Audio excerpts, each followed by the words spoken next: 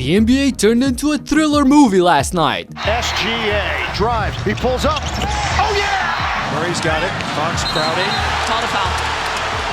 Crowd doesn't like it, but the foul was called. We had 3 insane endings, and we saw what happens when you try to talk trash to Luka Doncic. Well, he's having fun, tearing up Zealous, isn't he?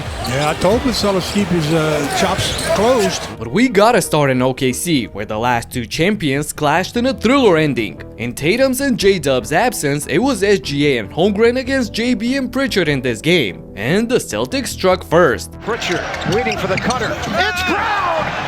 Big time flush! Celtics at 51% from the field. And Pritchard adds to it. He bangs in a triple. 3.4 on the clock. Shireman to Pritchard. Step back Jay at the horn! He does it again! Payton Pritchard! Payton spoiled us with these buzzer beaters, it's just what he does. But the Thunder response was inevitable, and Shai broke some history while doing it. BA. Mitchell lob it up. Holmgren with the finish. Perfect delivery by Mitchell. Fires and hits. An incredible streak puts SGA into the record books. Alexander is definitely one of the most reliable guys I've watched night in and night out, and we can say the same thing about Jaylen Brown this season. Holmgren, shot clock winding down. Oh, it's swatted by Brown! End-to-end action, Jaylen Brown! That was a power play by Brown, reaching all the way up to block Holmgren's shot and dunk the ball on the other end. He went neck and neck with SGA all game long, but the hometown hero was on a whole nother level in the fourth. Hard drive. He just makes it look so easy. With 8:25 remaining in the fourth. Gilgeous-Alexander, book it. This guy might have something. He was the last pick of the first round in 2024. Gilgeous-Alexander. Shai was the sole guy scoring for OKC in a span of 5 minutes, and the Celtics were pretty quiet during that period as well, with points coming exclusively from the free throw line. That is, until Pritchard beat another buzzer. Pritchard gets the shot off and hits. That's poetic justice. Pritchard said no problem. So a couple of minutes and 5 free throws later, Brown broke the 30-point mark first, putting the Celtics up by 2 entering the clutch. But that's when Alexander took over the show again. Feed it. Mitchell, bullseye. A 3. Trying to create space. Step back Jay. Yes. SGA. The MVP puts his team up by 4, forcing the timeout by Joe Mazzulla. And I gotta give props to the Thunder defense on Jaylen Brown in the final period, keeping him to just 2 of 8 from the field. But luckily for Boston, the preach was still preaching. With SGA. Pritchard the handles. Head and shoulder fake. Pritchard puts it up. And in! Pritchard sticks it!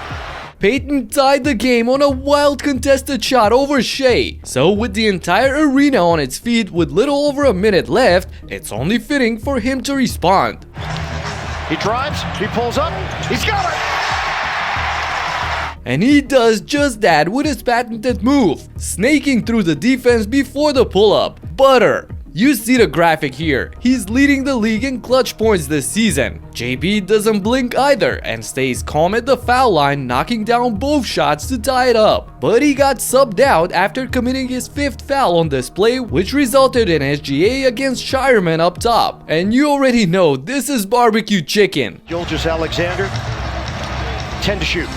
1-on-1 with Shireman. He drives, he pulls up. Oh yeah!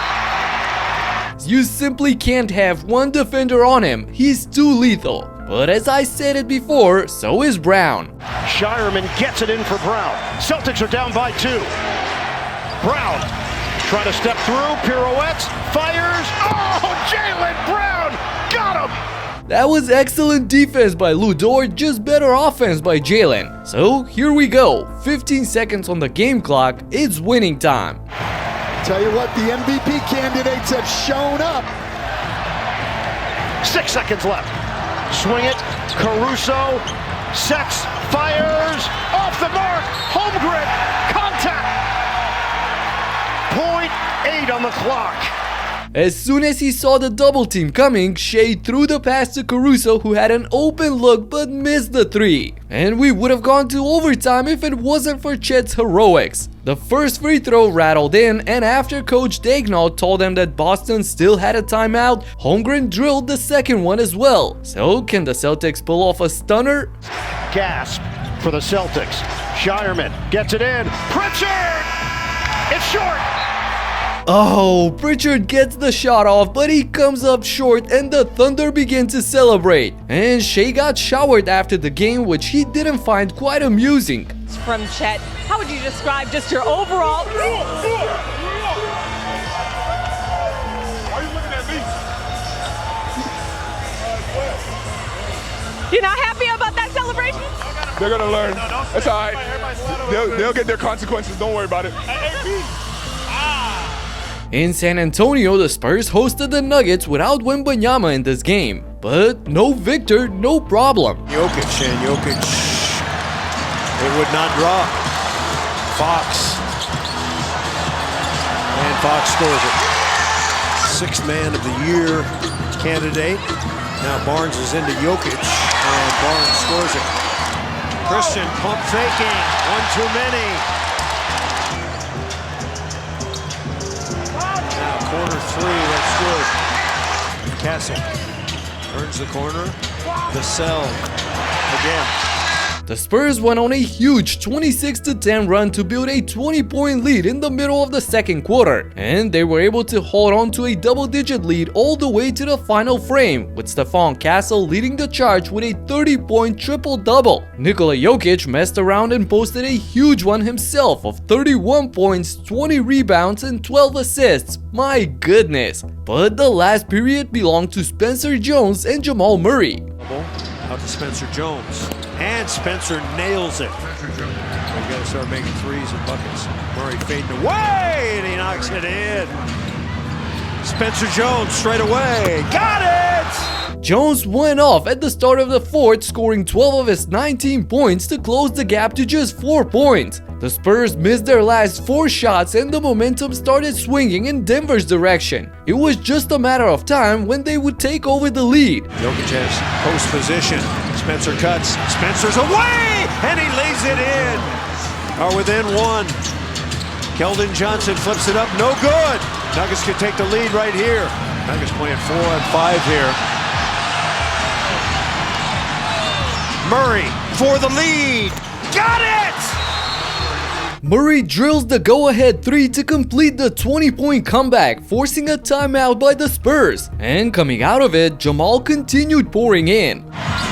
Murray in the lane, floated up and in! Jokic against Cornet. Murray pulls the trigger from the baseline. Got it again! The Blue Arrow was deadly in this one, scoring 16 of his 39 points when it mattered the most to put Denver up by 6 points. However, Fox and Castle still had some gas left in the tank, so they made a push in crunch time. Now Fox into the corner, outside. 35 points for Murray, and Fox answers back.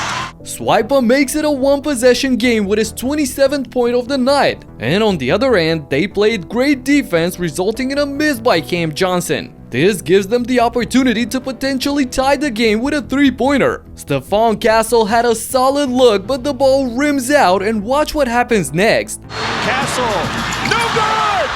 Brown has the rebound, 15 seconds remaining. And a foul call on the Spurs. Barnes and Cornet had Brown in a lock, nowhere to go, and the ref whistled for a foul. They weren't in the bonus, so with 13 seconds left, Denver got another inbounds play in their backcourt when she struck again. Murray, let's see.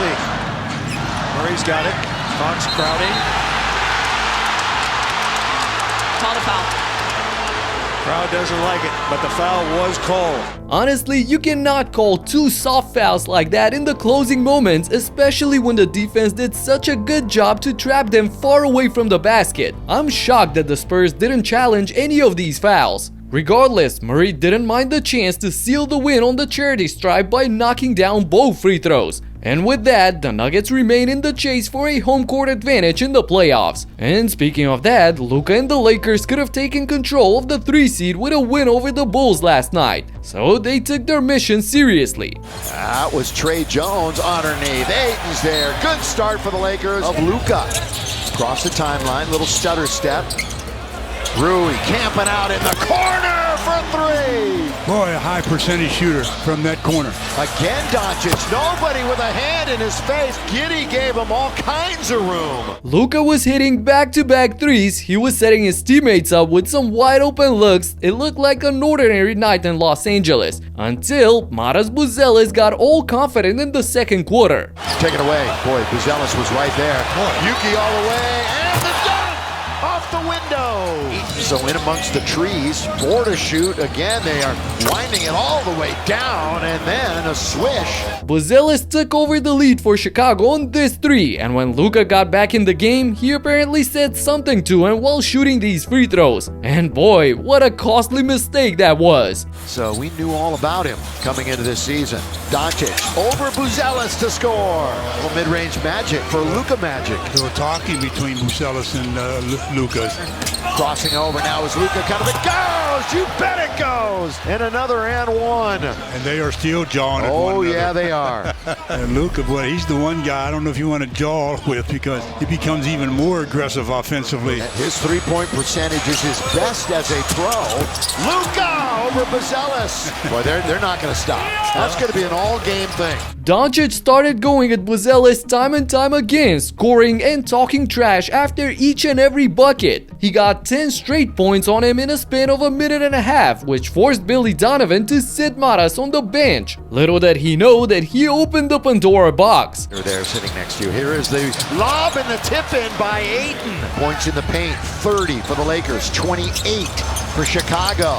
Little extra arc on that one for Luka, so the Don has more. Running full speed, sometimes running into him. Lob to Ayton, all too easy. Doncic orchestrated a 19-10 stretch, after which the Lakers got the control back. And he kept messing with poor Buzelis in the third quarter as well. Rui, flyby. Rui tries to get into the lane. Luka on its way. Down it goes. Timeout. That forces one of the quickest timeouts to start a quarter. There's his double-double.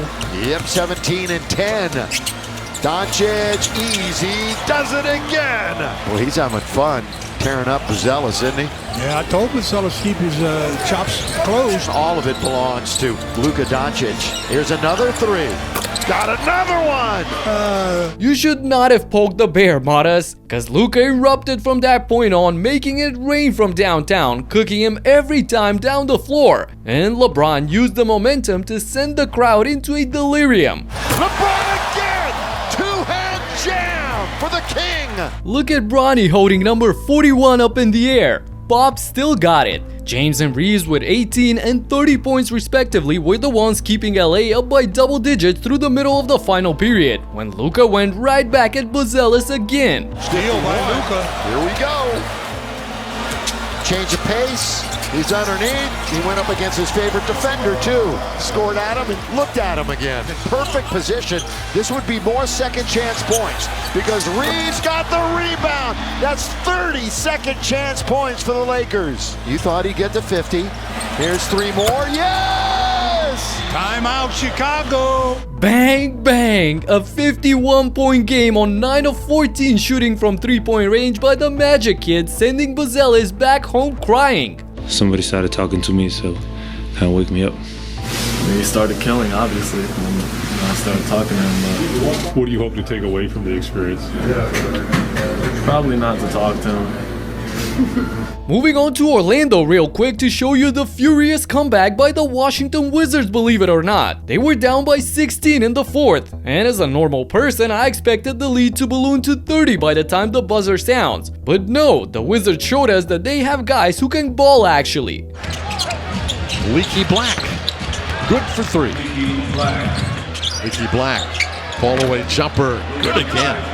Riley spinning, fading, firing over Suggs. Jaylen right there to contest that one. An electric 11-0 run in the blink of an eye got Washington to just a 5-point deficit, and they didn't stop there. They feel like they can win this game. You can sense it. Yeah. The way they're playing. After three by Carrington, we've got a three-point game.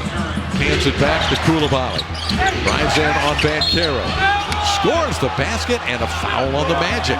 Carrington, he's off and running, lobs it to Gill.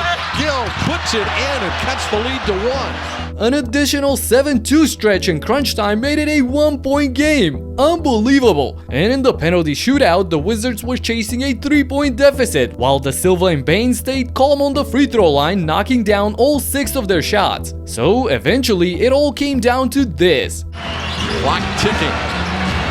Pull up, count Coulibaly for 3. He banked it in and ties it up at 123.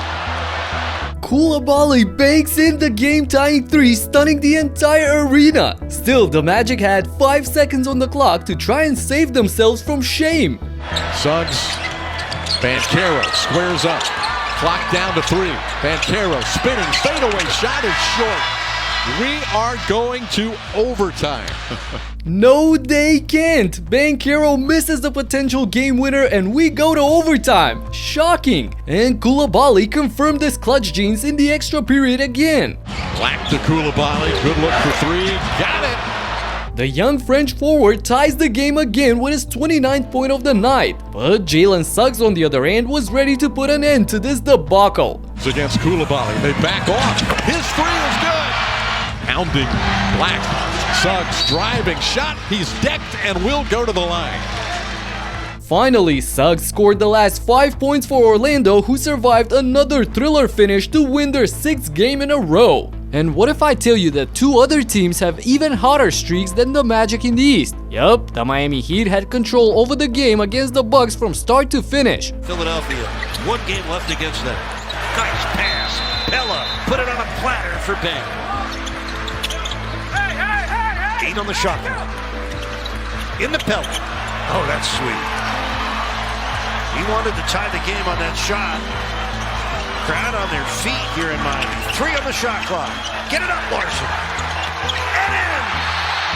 Miami was able to withstand the 31 points by Antetokounmpo and hold the first half lead until the end. It took a career high of 28 points for Pelle Larsson and an additional 21 points by Bam Bam to get the job done. This was their 7th win in a row, climbing above the Raptors for a direct playoff spot. Meanwhile, the Bucks are a miserable 1-5 ever since Giannis got back, and their chances for the play-in zone are close to none. The Atlanta Hawks, on the other end, are definitely in the zone. Jalen Johnson came 1 rebound and 1 assist shy of another triple-double, but more importantly, they cruised to their 8th consecutive win against the Brooklyn Nets. This is their biggest winning streak since 2021. Teams are ramping up the pace as the postseason nears by, and just yesterday we saw the NBA turn into a streetball battle. Everything it takes to get the win. Players were standing over each other, fighting for the game ball, making obscene celebrations and whatnot. Click right here to check it out and talk to you in the next one. Peace out.